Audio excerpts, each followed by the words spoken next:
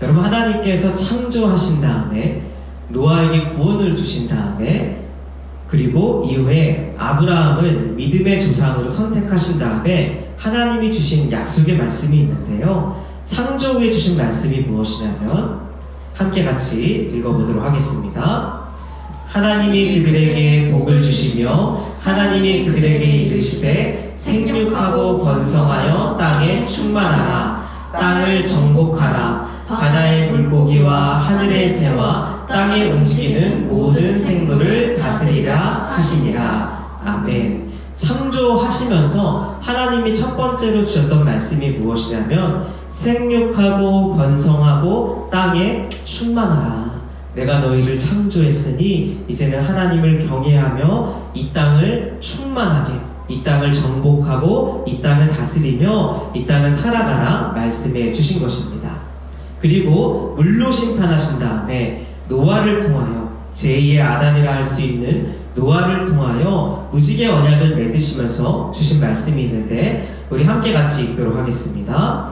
하나님이 노아와 그 아들들에게 복을 주시며 그들에게 이르시되 생육하고 번성하여 땅에 충만하라. 반복적으로 하나님이 약속하시고 말씀하시는 명령이 무엇이냐면 생육하고 번성하여 땅에 충만하라. 나를 경외하는 너희에게 내가 복을 줄 것인데 그것이 무엇이냐면 생육하고 번성하여 땅에 충만하라는 것입니다. 우리가 잘 알고 있는 믿음의 정상 아브라함에게도 그에게 약속하시면서 주셨던 말씀입니다. 우리 함께 같이 읽어보도록 하겠습니다.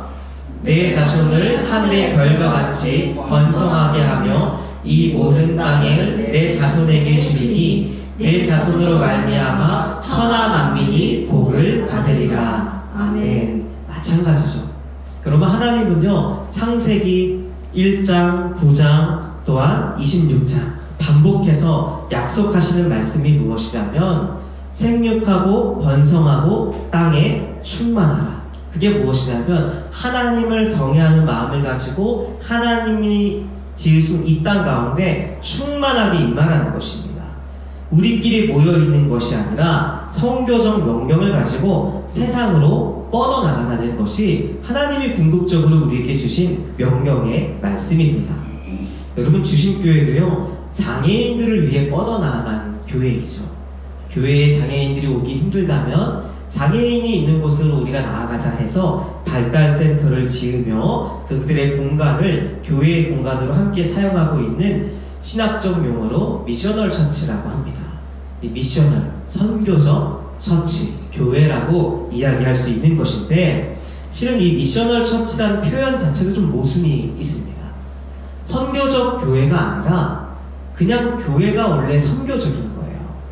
그래서 이 교회는 이런 교회고 이 교회는 이런 교회가 아니고 이 교회는 선교를 하니까 선교적 교회가 아니라 교회의 정체성 자체가 원래 선교입니다. 그래서 교회의 선교부만 선교하는 것이 아니라 교회의 정체성, 교회가 이 땅에 세움받은 이유 자체가 생육하고 번성하고 이 땅에 충만하기 위해서 교회가 존재하는 것입니다. 여러분, 한국교회가 크게 부흥했을 때 한국 사회에 4명 중에 1명이 그리스도인이다 라고 통계될 때가 있었어요.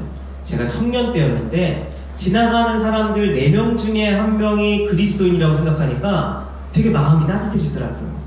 하나님 이야기하면 뭔가 대화할 수 있을 것이고 내가 하나님을 사랑하듯이 이 사람들도 하나님을 사랑한다 라고 생각했더니 이 세상에 있는 모든 사람들이 이웃 같고 굉장히 따뜻한 마음으로 다가올 때가 있었습니다. 근데 한 가지 의문이 있었는데 이렇게 많은 그리스도인이 있는데 왜 이 땅에 죄악들이 가득할까? 왜 이렇게 범죄가 가득할까? 소외받는 사람들이 가득할까? 생각해 본 적들이 있었습니다. 그 이유가 무엇이냐면 교인은 많지만 그 가운데 선교적 명령에 따라서 생육하고 번성하고 이 땅에 충만하기 위해서 하나님의 사랑을 전하기 위해서 그리스도의 영향력을 이 땅 가운데 흘려보내기 위해서 애쓰고 수고하는 사람들은 별로 없구나. 경건의 모양만 있고 능력을 잃은 그리스도인이 많은 것이 아닌가 슬픈 마음을 품었던 적이 있습니다. 여러분, 제가 청소년 사역을 할 때 그 수련의 주제로 함께 했던 주제가 무엇이냐면 지금도 기억이 나는데 지저스 존입니다. 항상 그때 한참 이 와이파이 존이 이렇게 유명할 때였어요. 지금은 이제 웬만한 곳에서 다 터지지만 그때 이제 처음 와이파이가 들어올 때 그때였는데 이 지저스 존이 무엇이냐면 와이파이 존에 가면 여러분 뭐가 되죠? 인터넷이 되잖아요. 네. 와이파이 존에 가야만 당시에는 인터넷이 되는데 이 지저스 존이라는 건 무엇이냐면 우리나라 인구의 4분의 1이 그리스도인이라고 한다면 다른 사람들 평가할 거 없이 내가 속해 있는 그 자리, 내가 임하는 그 자리에서만큼은 주님을 주님되게, 하나님을 하나님되게 사랑하고 섬기며 임함으로써 지저스 존, 그리스도 있는 그 자리가 하나님의 사랑으로 따뜻한 이 존이 되게 하고자 꿈꾸며 기도했던 순간들이 있었습니다. 여러분, 이것이 가능하려면 교회 다니는 이유가 우리끼리 좋은 커뮤니티를 만들어서 이 땅에서 더 잘 살고자 하는 목적 이상으로 더 나아가 하나님의 말씀에 순종함으로 선교적 비전을 가지고 세상으로 보냄받은 그리스도인이 될 때 가능한 것입니다. 여러분, 하나님을 믿으면요, 우선 첫 번째로 무엇이냐면 세상과 구별되어져요. 그러니까 하나님을 믿는 사람들은 기본적으로 하나님의 말씀을 따르는 사람, 하나님이 창조주임을 신뢰하고 믿음으로 이 하나님의 말씀을 따르고자 하는 사람들이 하나님의 사람들이에요. 그러다 보니까 첫 번째로 좀 구별되어집니다.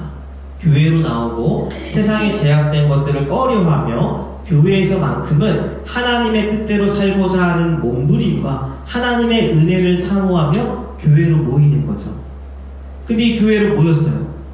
모여서 보니까 하나님이 나를 얼마나 사랑하는지 깨닫게 되는데 그 하나님이 또 누구를 사랑하시냐면 이 세상을 이처럼 사랑하신다는 거예요. 나를 사랑하시는 하나님, 나를 구원해주신 그 구원의 감격 가운데 하나님이 나만 사랑하는 것이 아니라 이 세상을 사랑하시는구나. 세상과 구별되어져서 교회로 모였던 사람들이 하나님의 마음을 얻고 하나님의 마음, 하나님의 비전을 받고 다시 세상으로 파송받는 사람들이 그리스도인이에요. 그래서 그리스도인은 교회로 모였다가 다시 하나님의 마음을 붙들고 세상으로 파송되어지는 선교적 명령을 수행하는 사람들이 그리스도인인 것입니다. 그러한 은혜가 주신 교회 가운데 있기를 주님의 이름으로 축원합니다. 우리 4절 말씀을 같이 한번 읽도록 하겠습니다. 함께 읽겠습니다. 또 말하되 자 성읍과 탑을 건설하여 그 탑 꼭대기를 하늘에 닿게 하여 우리 이름을 내고 온 지면에 흩어짐을 면하자 하였더니. 아멘. 지금 이 말씀이 바벨탑을 지은 목적입니다. 두 가지 목적인데 이 탑을 건설해서 그 탑 꼭대기를 하늘에 닿게 하여 우리의 이름을 내고 온 지면에서 흩어짐을 면하자라고 이야기하죠. 흩어짐을 면하자. 하나님이 생육하고 번성하고 땅을 정복하라, 충만하라, 끊임없이 흩어지라는 명령을 하셨는데 그 흩어짐을 면하자. 정확하게 불순종하는 것입니다.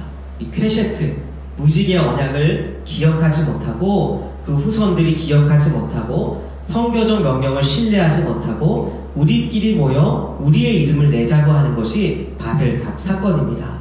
그러자 하나님께서 역사하시는데 우리 7절 말씀을 같이 한번 읽어보도록 하겠습니다. 시작. 자 우리가 내려가서 거기서 그들의 언어를 혼잡하게 하여 그들이 서로 알아듣지 못하게 하자 하시고 여호와께서 거기서 그들을 온 지면에 흩으셨으므로 그들이 그 도시를 건설하기를 그치었더라. 아멘.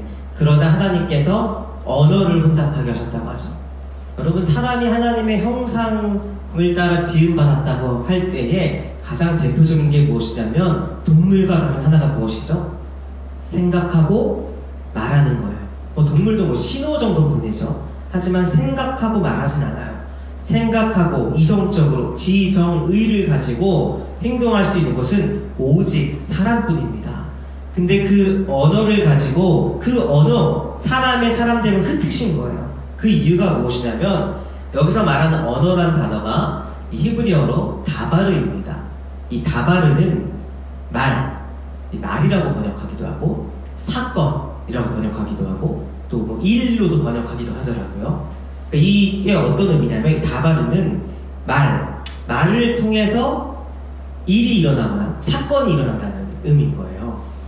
그러니까 우리가 이 땅 가운데 일어나는 모든 사건에 보면요, 말로 시작해요. 모든 사건은 말에서부터 시작되는 것입니다. 평화가 임하든 분쟁이 임하든 어떤 것이 임하든지 간에 말로부터 시작하기 때문에 우리의 말에는 권세가 있다는 것을 항상 기억해야 할 것입니다. 우리가 잘 아는 속담이죠. 말 한마디에 청량빛을 갚을 수 있다. 정말 그렇죠. 말 한마디에 청량빛을 갚을 수도 있지만 말 한마디에 누군가의 가슴에 큰 상처를 주기도 합니다. 하나님을 인식하고 우리가 내뱉는 말은요, 샬롬을 주고 생명과 창조의 능력, 하나님의 형상을 지음받은 나 같은 사람이 그런 능력이 있을까 싶지만요, 여러분, 축복의 말을 할 때에 정말 축복이 임하는 것을 볼 수 있습니다. 반면에 나의 염려와 두려움을 쏟아내는 말은요, 사람들을 경직하게 하고 두려움을 전염시키기도 합니다. 성경의 이 믿음의 조상들, 믿음의 선배들의 언어 생활들을 보면요, 무엇보다 이삭을 좀 주목했으면 좋겠는데, 이삭이 축복할 때 보면 야곱이 찾아와서 이 술수를 부려서 장자의 축복을 자신이 빼앗죠. 털을 붙여가지고 본인이 에서인 척해서 야곱에게 야곱이 이삭에게 에서 대신 축복을 받습니다. 그때 이삭이 심히 크게 떨었다라고 얘기해요. 내가 나중에 속은 것을 알면서, 나중에 에서가 찾아왔을 때 내가 속은 걸 알면서 심히 크게 떨었다라고 이야기합니다. 근데 제가 그 본문을 보면서 이해가 안 됐던 것 중에 하나가 뭐냐면, 그러면 취소하면 되잖아요. 축복한 거 취소하고 다시 내가 사랑하는 아들의 에서에게 축복해주면 되는데, 그렇게 하지 않습니다. 그 이유가 무엇이냐면, 내 입술에서 나간 말에 대해서 주워 담을 수 없음을 알고, 그 가운데 입술에 권세가 있음을 알고 내가 뱉은 말에 대해서 책임을 지는 것이 믿음의 선배들의 신앙 생활이었습니다. 그만큼 여러분, 우리의 언어에는 권세가 있는 거예요. 이 바벨탑을 쌓는 사람들이 악한 의도를 가지고 악한 언어로 뭉치자 하나님이 그 언어를 흩으신 거죠. 여러분, 우리가 뭉치면 살고 흩어지면 죽는다는 말이 맞기도 하지만 더 중요한 것은 어떤 목적을 가지고 뭉치냐가 더 중요합니다. 여러분, 사람이요, 때로는 이렇게 신뢰하기가 힘들 때가 많아요. 사람을 볼 때에 악한 것으로 잘 뭉칠 때가 많습니다. 사이가 안 좋았던 사람도요, 공공의 적이 나오면 둘이 한편이 돼요. 연합이 돼요. 선한 것으로 연합하는 건 참 힘든데, 공공의 적이 나타나거나 나의 유익과 목적을 위해 누군가 나타나면 이 바로 하나 될 수 있는 것이 사람인 것을 보게 됩니다. 그래서 하나님께서 그 언어를 혼잡하게 하심으로써 이 바벨탑을 쌓지 못하도록 하신 것입니다. 사랑하는 주신교회 성도 여러분, 우리만의 권세가 있음을 기억하며 축복의 말, 샬롬의 말, 하나님이 주신 언어를 사용하는 우리 주신교회 되기를 주님의 이름으로 축원합니다. 우리 4절 말씀을 한 번 더 읽어보도록 하겠습니다. 함께 같이 읽겠습니다. 또 말하되 자 성읍과 탑을 건설하여 그 탑 꼭대기를 하늘에 닿게 하여 우리 이름을 내고 온 지면에서 흩어짐을 면하자 하였더니 아멘. 두 번째는 무엇이냐면, 첫 번째는 흩어짐을 면하자, 두 번째는 우리의 이름을 내는 것입니다. 여러분, 우리 인류 최초에 처음으로 죄가 들어왔던 순간이 언제죠? 아담과 하와가 선악과를 따서 먹었을 때. 여러분, 하나님이요, 에덴 동산을 허락하시면서 모든 걸 허락하셨어요. 동산 중앙에 있는 선악과 빼고 다 할 수 있게. 그 이유가 무엇이냐면, 너희가 모든 것을 자유하며 흩어지며 충만하게 이 땅을 누릴 수 있는데 하나님 안에서 누려라. 하나님마다 올라가지는 말아라. 너희가 하나님 내 안에 있을 때 축복이라는 것을 알려주기 위해서 이 선악과를 따서 먹지 말라고 했던 거예요. 근데 뱀이 유혹하죠. 죽지 않을 것이다. 그리고 한 번 더 유혹한 게 하나님과 같게 될 것이다. 여러분, 죄의 뿌리, 죄의 근간이 된 게 무엇이냐면 하나님과 같게 되려고 하는 것이에요. 여러분, 이것이 위험한 것입니다. 하나님이 가장 높으신 나의 삶의 주인이신데 그 자리에 내가 주인이 되고자 하는 것이 교만이고 그것이 죄의 근간이 되는 것입니다. 여러분, 우리는 피조물입니다. 항상 깨달아야 돼요. 언젠가는 흙으로 돌아갈 존재입니다. 나의 인생을 내가 책임질 수 있는 사람이 있습니까? 없습니다. 우리 주신교회가 이렇게 모여서 함께 예배하는 것이 얼마나 소중한지 몰라요. 왠지 아십니까? 다음 주에 이 자리에 이 멤버가 그대로 모인다는 보장이 없어요. 하나님이 부르시면 가는 겁니다. 나이와 상관없이. 여러분, 그 끝을 알 때에 이 지금 순간을 소중히 여기고 끝이 있음을 알 때에 교만해지지 않고 하나님을 하나님 되게 하고 내가 주인 되고자 하지 않는 것을 보게 되죠. 여러분, 이 교만은 항상 경계하고 조심해야 됩니다. 이 C.S. 루이스는 교만은 영적인 암이다 라고 이야기했습니다. 여러분, 암에 걸리면 가장 먼저 하는 것이 무엇입니까? 검사를 하고 치료하는 거예요. 왜냐하면 암이 번지니까. 암이 번지면서 모든 장기를 망가뜨릴 수 있기 때문에 바로 이 조치를 취해서 치료해야 됩니다. 교만은요, 영적인 암이에요. 교만함에 내 마음이 사로잡히면요, 하나님을 만남으로써 느낄 수 있는 기쁨, 감사, 예배, 이 자리가 하나하나씩 다 무너지는 거예요. 그러면서 하나님을 영화롭게 할 수 없는, 하나님이 사람을 지은 창조의 목적인 하나님을 찬양하고 영화롭게 할 수 없는 자리로 가기 때문에 이 교만함은 항상 경계하고 조심해야 할 것입니다. 이 교만을 방향성으로 이야기하면요, 일종의 구심력 같은 거예요. 이 원심력과 구심력이 있을 때 이 구심력과 같은 것입니다. 하나님의 사랑을 가지고 원심력, 세상으로 뻗어나가야 되는 우리가 구심력에 간다는 건 무엇이냐면 바벨탑을 쌓듯이 끊임없이 자기만을 위해서 집중하는 거예요. 교만한 사람의 특징입니다. 모든 것을 자기만의, 이 블랙홀 같아요. 모든 것을 자기의 생각과 자기의 아픔, 때로는 상처, 자기가 갖고 있는 그 시야로 모든 걸 해석해버리는 거예요. 교회 사역도 마찬가지입니다.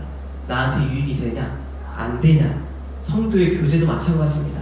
나한테 좋으냐, 안 좋으냐, 모든 판단 기준이 나예요.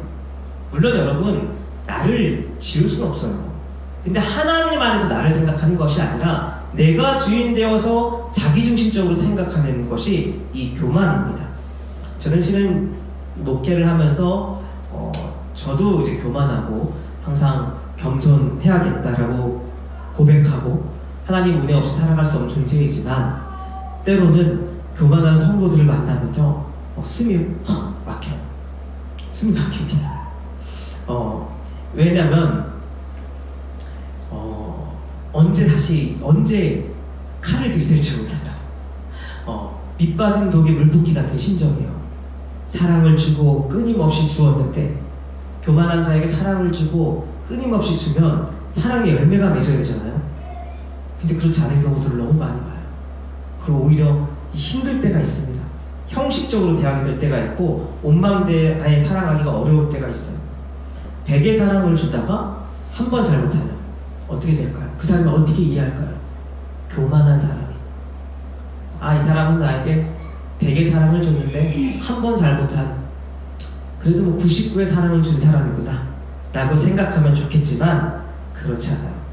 그 사람들 바로 마이너스 1로 가게 됩니다. 바로 교회를 떠나가요. 이전에 나한테 어떻게 해도 상관이 없어요. 주례를 해줬든지 장례를 해줬든지 온 마음 다해 함께 눈물을 흘려주니 상관이 없어요. 어떻게 그 모든 게 한순간에 사라지는 건지. 이 자기중심적 교만한 사고는요, 받은 사랑은 당연시하고 자기 마음에 걸리는 것을 절대화합니다.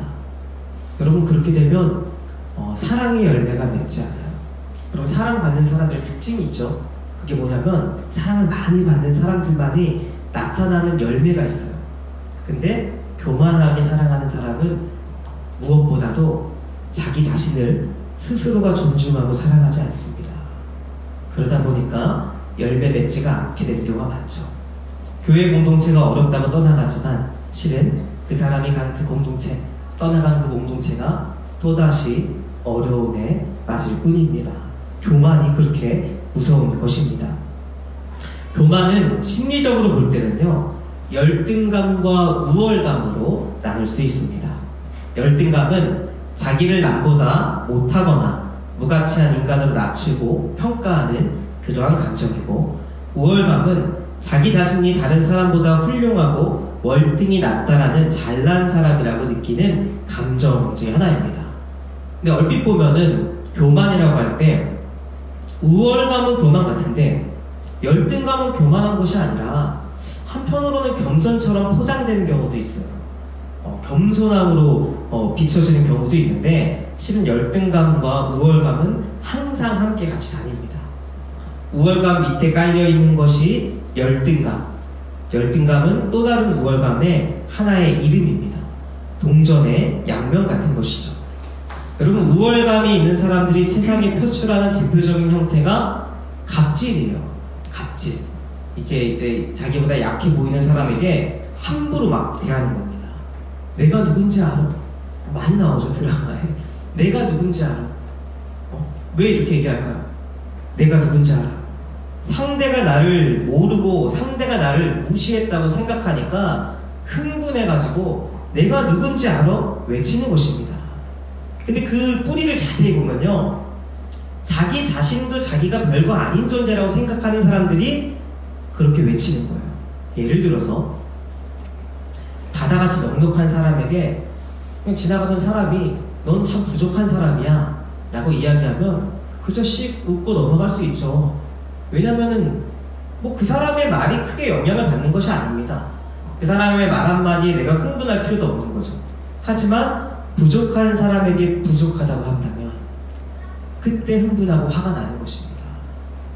그렇기 때문에 실은 이 우월감은 이 열등감에서부터 시작되는 것이고, 우월감은 열등감을 숨기기 위한 영적인 허세의 감정이라고 이야기하기도 합니다.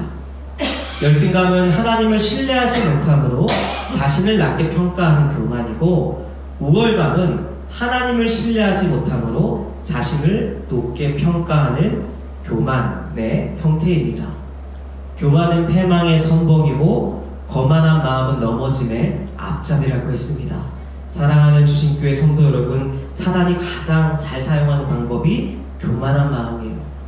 하나님을 무시하고 하나님의 자리에 내가 들어가고 심지어 평생 하나님을 함부로 평가합니다. 하나님이 이미 함께 계심을 알고 있음에도 불구하고 내 마음의 감정에 따라 하나님께 함부로 하는 것, 여러분, 그것은 교만함일 수 있고 항상 조심해야 됩니다.